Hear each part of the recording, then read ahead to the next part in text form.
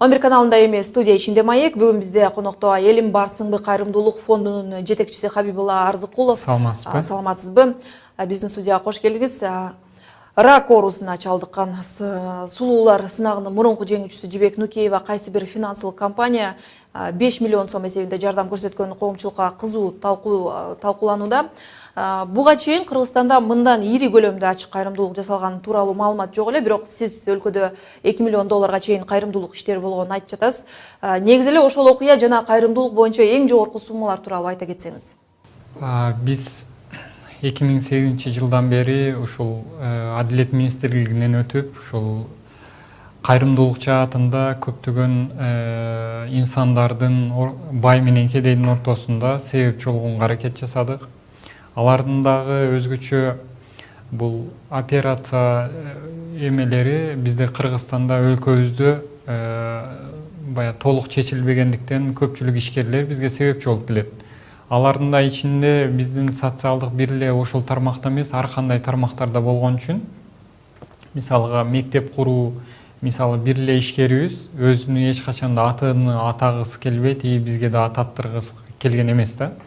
Бизге ушул бир мектеп салып берген да, бул Кут билим деген мектеп. Ал дагы ушул 2 миллион доллардын ортосунда бир сумма да. Бирок андан башка дагы ата аталбаган көптөгөн ишкерлер бар. Бул ошол сыяктуу эле жетим балдар үйлөрүнө, мисалга биздин азыр өзүбүздүн түздөн түз караган, мамлекетибиз менен биргеликте ошол жетим балдарды караган бир 12-микрорайондо 71 орто мектебибиз бар, интернатыбыз.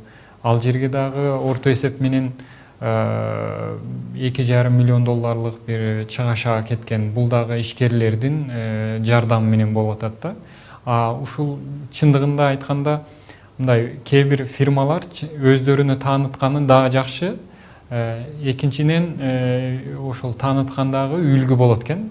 Кээде инсандар бир эле ошол акчалай кайрымдуулук деген түшүнүктү ошол бир гана акчага таянып алышканда.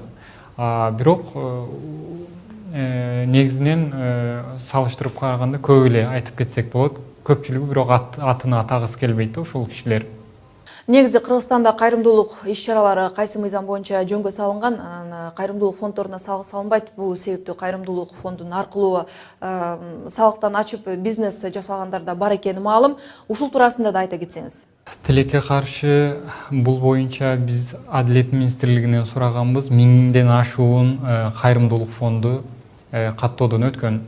Бирок алардын ичинен Кыргызстанда чынын алып карасак саналуу гана 10-15 гана фонд иштеп атат. Кээ бирлери ушул биздин элдердин пикиринде фонд, кайрымдуулук фонд дегенде туура эмес пикирдеги кишилер да көп да. Булар акча топтоп, булар жеп кетет деген да түшүнүктөгү кишилер көп. Биз дагы ошол мамлекетке эч кандай баягы налог төкпөйт кайрымдуулук фонддор. Бир гана ошол топтогон биздин баягы коммерциялык уюм эмес катары катталып, топтолгон 98% жардам, 100% жардам 98% колдонуш керек кайрымдуулукка, 2 гана пайызы бул ошол административдик расходторго жана офис каражаттары, айлык маяна дегендерге сарпталыш керек. Бирок азыркы учурда бул ушул закон кайрадан иштелип атат. Бул реалдуу эмес, дүйнөлүк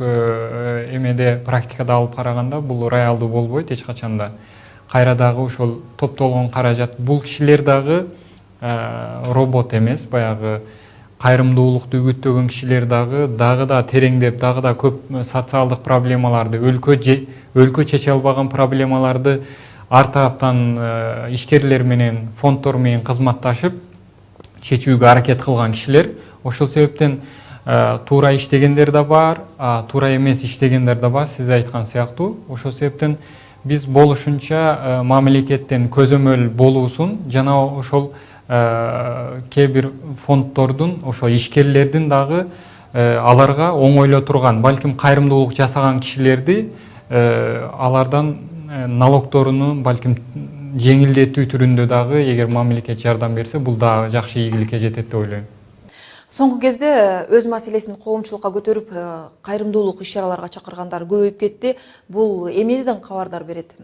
Эл акча сурагандан уялбай калдыбы же бул айласыздыктан чыккан нерсе? Өзүбүзгө жашырбаса да маалым, биз кедей өлкөлөрдүн катарына киребиз. Ошол себептен биздин 38%дык өлкөдө элибиз жакыр жашайт. Ошо 38%. Эгерде бизде Россия, Орусия мамлекети болбогондо, балким ал жакта дагы биздин миллиондогон мекендештерибиз, дагы башка Америка, Европа, Казакстан, Корея өлкөлөрүндө иштеп атышат. Алар да аз да болсо бул жака акча жиберип, ошо социалдык проблема аз да болсо жеңилдеп атат. Эгерде балким булар болбогондо дагы көбүрөөк болмок. Бул көйгөй чынында бара-бара баягы элдер, баягы бизде жакшы сөз бар эмеспи? Орууну жашырсаң өлүм машкерек кылат дегендей. Бул аргасыздан болуп аткан нерсе да. Баягы бул элдердин баягы уялбай калган абалга эмес, мамлекет бул нерсеге алдын ала чечим кыла албаган үчүн, күчү жетпеген үчүн элдер баягы кедей өлкөбүз, бирок биздин практика жүзүндө иштелип аткан нерсе, кедей үй бүлөлөр акча топтойт и бай мамлекетке барып акча салышат да. Өзүбүздө ошол мүмкүнчүлүк болсо балким арзан болмок, кошумча биздин докторлорубузга жумуш болмок, бюджетибизге тыйын түшмөк. Ушундай проблемаларды мамлекет менен биргеликте, мамлекеттеги ошол чечүүчү ролдо отурган кишилер дагы ошого кайдыгер карабай биргеликте эме кылса, мындай көрүнүштөр азыраак болмок деп ойлойм. Рахмат маегиңизге. Бүгүн бизде студияда Кайрымдуулук фондунун бирин жетектеген Хабибулла Арзыкулов конокто болду. Жаңылыктарды улантабыз.